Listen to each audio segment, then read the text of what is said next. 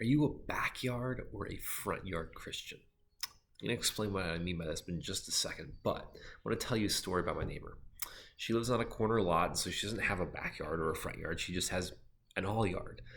She sits in her yard, and people walk by with their dogs, without their dogs. If they have a dog and there's some other dogs in the neighborhood that are already over there, they all play and they have a fun time. But she talks to every single person that walks by almost. People she doesn't know, people she does know. Uh, and more often than not, people end up coming in the yard and sitting down and they become friends. And it's just a great place of community.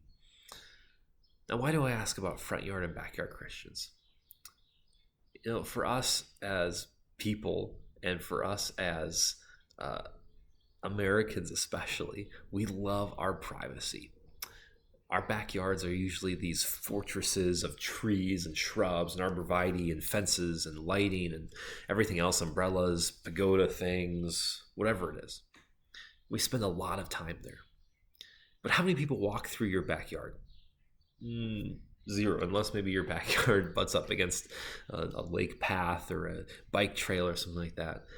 People just don't walk into your backyard. When we look at the New Testament, we see how Jesus did ministry. We see how Paul did ministry, and everyone else did. People came to them, or they were just around people.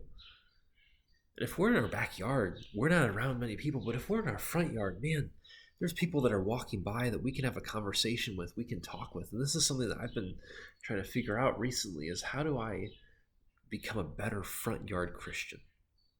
How do I spend less time secluded by myself? Now, I know it's the coronavirus and there's still things like that going on, so you don't want to get super close to people. But the question still remains, how do we do better front yard Christianity?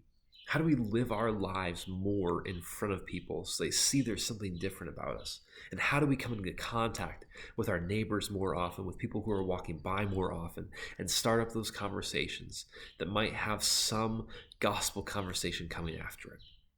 So I want you to think about that this week, today, as you go through this month with 4th of July and everything else coming up. How can you be a better front yard Christian?